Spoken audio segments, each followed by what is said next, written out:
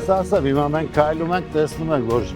անմխիթար վիճակ է փողոցներում, միայն այսպես չէ, որ ճանապարհով են գնում, տեսնում են, որ տարբեր մանավանդ այն հատվածները, որոնք կենտրոնական չեն, դե մենք պիտի փորձենք ամեն ինչ անել։